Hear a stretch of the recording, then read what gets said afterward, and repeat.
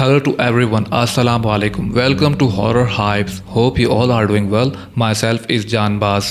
मैं यहाँ आपके रियल हॉरर इंसिडेंट और पैरानॉर्मल एक्टिविटीज़ शेयर करता हूँ, ऐसे वाक़यात जो आपके रोंगटे खड़े कर दे। अगर आप भी अपने हॉरर इनकाउंटर शेयर करना चाहते हैं तो मैंने नीचे डिस्क्रिप्शन में एक जीमेल आईडी दी है जहाँ पे आप अपने वाक़यात सबमिट कर सकते हैं। फर्स्ट ऑफ ऑल आप सबका बहुत बहुत शुक्रिया, बहुत बहुत thank you so much. And हमारे 100 सब्सक्राइबर्स हो गए हैं और ये सब आप लोगों की सपोर्ट की वजह से है। एंड मैं जितना शुक्रिया अदा कर सकूं वो कम है। Many thanks. एंड आज की स्टोरी हमें अरसलान ने सेंड की है। ये स्टोरी हॉरिबल तो है ही लेकिन बहुत ज़्यादा पेनफुल भी है।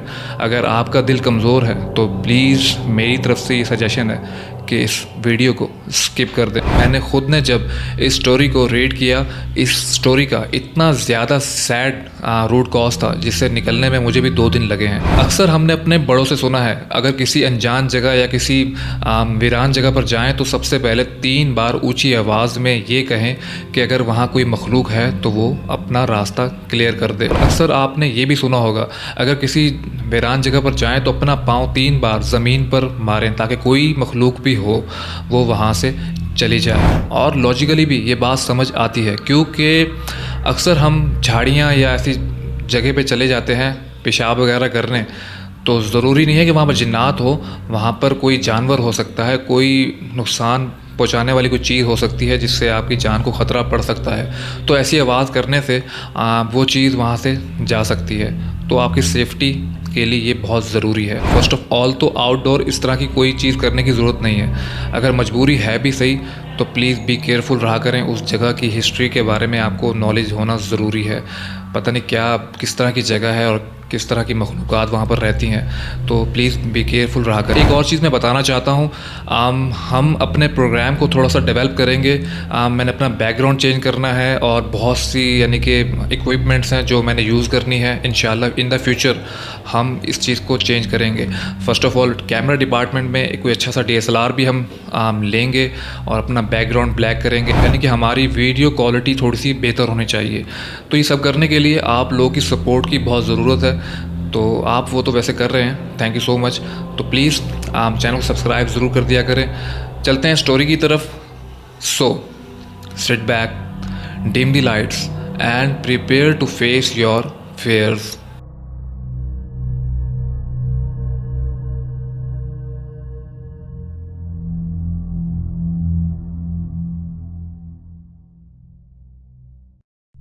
Audio Jungle. Audio Jungle. Audio Jungle. Audio Jungle. अस्सलाम वालेकुम। मेरा नाम अरसलान है और मेरा ताल्लुक़ हैदराबाद से है। ये वाक़या हम 3 दोस्तों के साथ पेश आया था और आपके साथ ये वाक़या शेयर करते हुए मैं थोड़ा गमज़दा भी हूँ क्योंकि हम 3 दोस्तों में से एक दोस्त इस वाक़े की वजह से इस दुनिया में नहीं है। आप सब लिसनर से रिक्वेस्ट है कि प्लीज़ अली के लिए दुआए मग़फ़िरत ज़रूर कीजिएगा। वाक़या यूँ है कि हम 3 दोस्त जिनमें से 2 का नाम अली और अवैस था, हम तीनों को क्रिकेट का बहुत शौक़ था। हमारे घर से थोड़ा दूर एक छोटा सा क्रिकेट ग्राउंड था। हम तीनों बाइक पर इस ग्राउंड में खेलने जाया करते थे। ग्राउंड की तरफ जाते हुए हमें एक नाले से गुजर कर जाना पड़ता था। जो लोग हैदराबाद से ताल्लुक़ रखते होंगे वो लोग समझ गए होंगे कि मैं किस ग्राउंड की बात कर रहा हूँ। इस नाले के इर्द गिर्द कोई आबादी नहीं थी। इस नाले में सीवरेज का पानी जमा होता था और ये वाक़या भी हमारे साथ वहीं पेश आया था। एक दिन रोज़ाना की तरह हम बाइक पर बैठकर इस क्रिकेट ग्राउंड की तरफ निकल पड़े।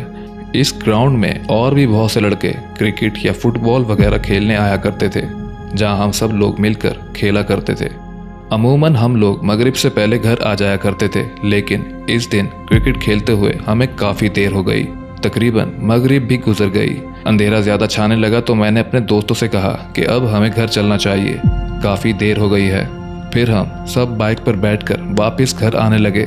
रास्ते में अली को पेशाब की हाजत हुई, बट रास्ते में काफ़ी आबादी थी तो अली ने मुझसे कहा जब वो नाले की जगह आए तो बाइक रोक देना, मुझे बहुत ज़ोर से हाजत हुई है, वहाँ आबादी भी नहीं है और किसी को डिस्टर्ब किए बगैर मैं फ्री हो जाऊँगा। कुछ देर बाद जब वो नाले की जगह आई तो अली ने कहा कि बाइक रोक दो। मजबूरन मुझे बाइक रोकनी पड़ी। वो जगह देखने में ही काफ़ी खौफनाक थी। इर्द गिर्द सन्नाटा था اور نالے کے آس پاس لمبی لمبی جھاڑیاں تھیں۔ ہم دو وہیں رک گئے اور علی تھوڑا دور جا کر اپنی حاجت پوری کرنے لگا۔ اب ہم دور سے علی کو دیکھ کر مذاق اڑا رہے تھے، جس طرح دوست وغیرہ آپس میں کرتے ہیں۔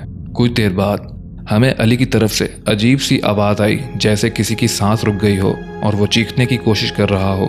ہم یہ آواز سن کر بہت ڈر گئے اور فوراً سے علی کی طرف بھاگے۔ جب علی کی طرف پہنچے تو وہ زمین پر گرا پڑا تھا اور علی کے ہاتھ اس کی گردن پر تھے، جیسے وہ اپنی گردن چھڑوانے کی کوشش کر رہا ہو اور بہت مشکل سے اس کی آواز نکل رہی تھی۔ میں علی کو اس حالت میں دیکھ کر بہت ڈر گیا، لیکن اویس نے کہا کہ یہ مذاق کر رہا ہے، ہمیں ڈرا رہا ہے۔ اس نے علی سے کہا کہ اپنی مذاق بند کرو اور گھر چلو، مگر علی کی حالت بہت زیادہ خراب ہوتی گئی۔ اس کا چہرہ لال سرخ ہو گیا تھا۔ ہم دونوں یہ دیکھ کر بہت ڈر گئے۔ ہم نے جلدی سے علی کو اٹھایا اور بائک کی طرف بہت مشکل سے لے گئے۔ اس کا جسم اکڑ گیا تھا اور بہت زیادہ وزنی ہو گیا تھا۔ ایک تو ارد گرد سناٹا اور خاموشی، اوپر سے ایسی سچویشن، خوف سے ہماری حالت بہت خراب ہونے لگی۔ ہم نے بہت مشکل سے علی کو بائک پر بٹھایا اور جلدی سے گھر کی طرف نکل پڑے۔ کچھ دیر بعد ہم علی کے گھر پہنچے اور اسے گھر لے گئے تو علی کے گھر میں کوہرام مچ گیا، کیونکہ علی کی حالت بہت زیادہ خراب ہو چکی تھی اور علی کی والدہ زور زور سے چلانے لگی کہ کیا ہوا میرے بیٹے کو۔ ہم نے سارا واقعہ علی کے والد سے شیئر کیا۔ علی کے ابو سمجھ چکے تھے کہ یہ معاملہ کچھ اور ہے۔ وہ فوراً سے گھر سے باہر نکل گئے۔ یقین کریں یہ منظر آج بھی مجھے بہت اداس کر دیتا ہے۔ کچھ دیر بعد علی کے ابو کسی روحانی شخص کو لے آئے۔ علی کا سانس بالکل رک رک کے آ رہا تھا اور وہ آنسو بھرے آئز سے ہمیں دیکھ رہا تھا، لیکن ہم بہت مجبور تھے کہ اپنے دوست کے لیے کچھ کر نہیں سکتے تھے۔ اس روحانی شخص نے تلاوت کرنا شروع کر دی اور آہستہ آہستہ سے علی عجیب سی حرکتیں کرنے لگا۔ وہ اس روحانی شخص کو بہت غصے سے دیکھ رہا تھا۔ اس کی سانسیں تو سٹیبل ہو گئی تھیں، لیکن اس نے بہت عجیب سی آوازیں نکالنی شروع کر دیں۔ علی کو اس حالت میں دیکھ کر ہمارے بھی حلق خشک ہو گئے۔ علی اس شخص کو بغیر پل کے جھپکائے دیکھے جا رہا تھا اور کچھ دیر بعد اس نے چلانا شروع کر دیا کہ چپ ہو جاؤ۔ علی کے اندر جو چیز بھی تھی، اب وہ اس روحانی شخص سے بات کرنے لگی۔ اس نے کہا کہ وہ ایک عیسائی فیمیل جن ہے، اس لڑکے نے میرے گھر پر پیشاب کیا ہے اور میں اسے زندہ نہیں چھوڑوں گی۔ اس روحانی شخص نے اسے بہت سمجھایا کہ یہ لڑکا تمہیں اور تمہارے گھر کو دیکھ تو نہیں سکتا تھا، اس کی جان چھوڑ دو اور اپنے راستے جاؤ، لیکن وہ کسی بات پر نہیں آ رہی تھی۔ اس روحانی شخص نے پھر سے تلاوت شروع کر دی اور کچھ دیر بعد علی کی طبیعت بہتر ہوئی۔ اس روحانی شخص نے کہا کہ فی الحال تو علی کی طبیعت بہتر ہے، بٹ اس کے ساتھ دوبارہ بھی یہ مسئلہ ہو سکتا ہے۔ اس نے کچھ تعویذ دیے علی کے گلے میں ڈالنے کے لیے اور پانی کے لیے۔ اب علی کی طبیعت کچھ بہتر ہو گئی تھی، لیکن علی کے بیہیو میں کافی چینج تھا۔ وہ کسی سے زیادہ بات نہیں کرتا تھا اور چپ چاپ اکیلا بیٹھا رہتا تھا۔ ہمیں لگا شاید اس ٹراما سے نکلنے میں تھوڑا وقت لگے گا، بٹ علی تو اندر ہی اندر سے بیمار ہو رہا تھا۔ ایک دن علی اپنے کمرے میں ایک شیشے کا گلاس توڑ کر اس گلاس کے ٹکڑوں کو چبا رہا تھا، اور جب علی کی امی نے دیکھا تو وہ دوڑتے ہوئے آئی اور علی سے وہ شیشے کے ٹکڑے چھین لیے، بٹ علی کا منہ بہت زیادہ زخمی ہو گیا تھا۔ اس کے منہ سے بلیڈنگ ہو رہی تھی۔ علی کو فوراً سے ہاسپٹل لے گئے اور جب ڈاکٹر سے اس کی کنڈیشن شیئر کی تو انہوں نے اسے سائیکیٹرک مسئلہ بتایا اور کافی دن تک وہ وہاں ایڈمٹ رہا۔ کچھ دن بعد اسے واپس گھر لے آئے اور اب اسے اکیلا نہیں چھوڑتے تھے کہ کہیں وہ دوبارہ سے کوئی غلط حرکت نہ کر بیٹھے۔ اور پھر ایک دن علی کی امی علی کے ساتھ بیٹھ کر کچھ سبزیاں کاٹ رہی تھی اور علی چپ چاپ ساتھ بیٹھا تھا۔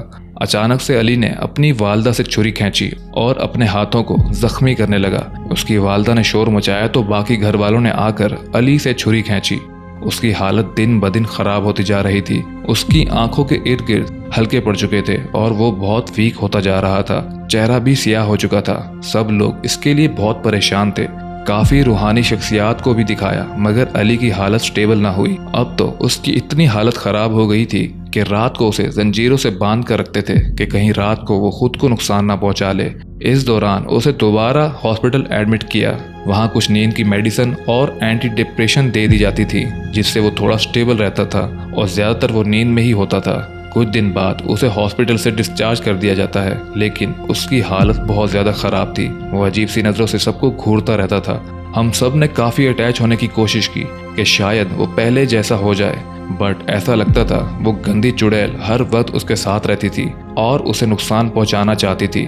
اور آخرکار ایک دن علی کو موقع ملا تو گیراج میں ایک پیٹرول کی ٹینکی پڑی تھی جسے اٹھا کر اس نے خود پر انڈیل دیا اور خود کو آگ لگا لی۔ گھر والوں کے پہنچنے تک وہ 90% جل چکا تھا اور گھر میں جیسے قیامت برپا ہو چکی تھی۔ فوراً اسے ہاسپٹل لے گئے، مگر راستے میں ہی اس نے آخری سانسیں لی اور ہمیشہ کے لیے اس دنیا سے رخصت ہو گیا۔ آج بھی ہم سب دوست اس کے ریلیٹڈ جب سوچتے ہیں تو آنکھوں میں آنسو آ جاتے ہیں۔ ایک غلطی جس کا خمیازہ اسے اپنی جان دے کر چکانا پڑا۔ اللہ پاک علی کو جنت میں اعلیٰ جگہ عطا فرمائے، آمین۔